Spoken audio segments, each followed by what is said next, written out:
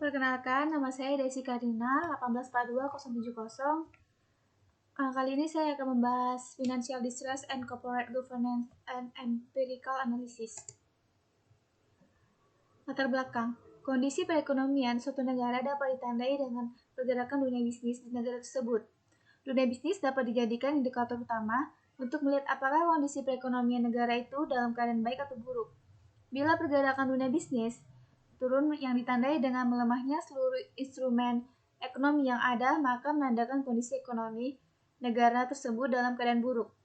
Memburuknya pergerakan dunia bisnis dapat mengakibatkan kelangsungan hidup atau going concern suatuan usaha terganggu, bahkan dapat mengarah pada likuidasi atau kebangkrutan. Kelangsungan hidup suatu satuan usaha selalu dihubungkan dengan kemampuan manajemen membawa satuan usaha tersebut untuk bertahan hidup selama mungkin.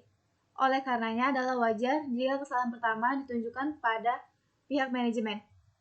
Agensi penelitian pada tahun 2013-15 dan berpotensi mengalami kebangkrutan di masa yang akan datang, yaitu PT Holcim Indonesia Tbk.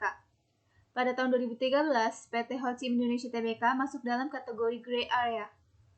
PT Holcim Indonesia Tbk masuk dalam kategori distress area pada tahun 2012 dan 2015. Pada kondisi ini, perusahaan berpotensi mengalami kebangkrutan dan harus segera melakukan berbagai upaya penandatangan awal pembangkrutan melalui manajemen yang tepat. Financial distress. Menurut Harry, 2016-33 sebagai berikut. Kesulitan keuangan adalah suatu keadaan di mana sebuah perusahaan mengalami kesulitan untuk memenuhi kewajibannya. Keadaan di mana pendapatan perusahaan tidak dapat memenuhi total biaya dan mengalami kerugian. Mekanisme tata kelola perusahaan yang baik berperan dalam berkelangsungan kegiatan operasi perusahaan sehingga dapat meningkatkan efisiensi perusahaan dan kepercayaan investor. Jenis-jenis financial distress. Yang pertama itu economic failure, yaitu suatu keadaan pendapatan perusahaan tidak dapat menutup total biaya perusahaan, termasuk biaya modal. Yang kedua itu business failure, yakni suatu keadaan perusahaan menghentikan kegiatan operasional dengan tujuan mengurangi kerugian bagi kreditor. Yang ketiga itu technical insolvency, ialah suatu keadaan perusahaan tidak mampu memenuhi kewajiban yang jatuh tempo. Yang keempat itu insolvency in bankruptcy, merupakan suatu keadaan nilai buku dari total kewajiban melebihi nilai pasar aset perusahaan. Dan yang terakhir itu legal bankruptcy, adalah suatu keadaan perusahaan dikatakan bangkrut secara umum. Model penelitian dahulu. Yang pertama itu Werner Ya Murhadi, Felicia Tanugara, dan Berta Silvia Sutejo. Judulnya itu Influence of Corporate Governance Structure to Financial Distress. Variabelnya itu financial distress. Hasil penelitiannya, semua variabel itu signifikan positif. The results suggest that the accuracy of this bankruptcy prediction model was 99,9%. Yang kedua itu Widya Wanti Paramastipe, Basuki Hadi Prajitno. Judul penelitiannya itu pengaruh mekanisme tata kelola perusahaan terhadap kesulitan keuangan. Variabelnya financial distress.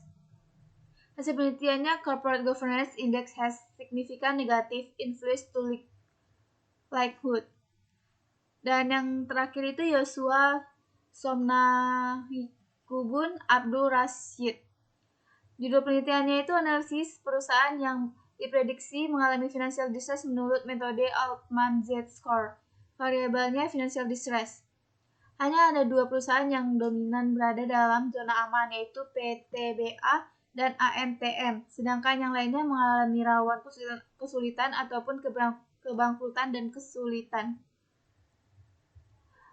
Hubungan variabel independen dan dependen.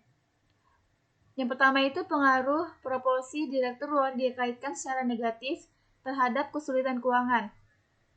Kepemilikan oleh institusional investor menghasilkan manajemen yang fokus pada kinerja perusahaan.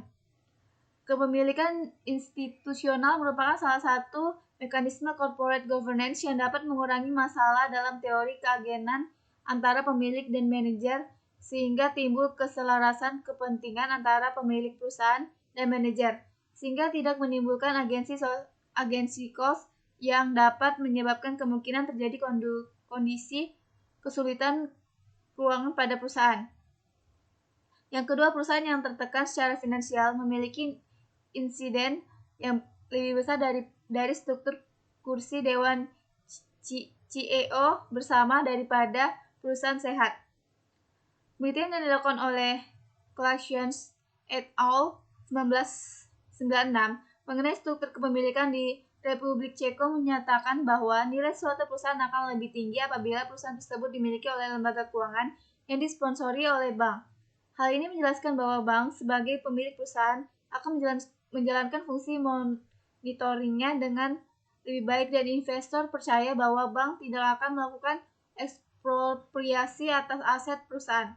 Selain itu, apabila perusahaan tersebut dimiliki oleh perbankan, maka apabila perusahaan tersebut mengalami masalah keuangan, maka perusahaan akan lebih mudah mendapatkan suntikan dana dari bank tersebut. Yang ketiga adalah proporsi direktur luar berhubungan positif dengan status perusahaan yang mengalami kesulitan keuangan yang mengalami pergantian CEO. Dan yang keempat itu perusahaan yang mengalami kesulitan keuangan yang telah mengalami pergantian CEO dan memiliki insiden yang rendah dari struktur ketua Dewan CEO bersama. Modal dan hipotesis penelitian. Earning per share outside both audit-com, block hold, liquidity, leverage, and go change itu terhadap financial distress. Yang pertama itu, the proportion of outside directors is negatively associated with financial distress status. Yang kedua itu, financially distressed firm has a greater incidence of joint CEO board car structure than healthy firm. Yang ketiga itu ada provision of outside director is positively associated with the status of financial distress firm that has experienced a CEO change. Dan yang terakhir adalah financially distressed firm that have experienced a CEO change have a lower incidence of the joint CEO board chair struktur. Sekian dan terima kasih.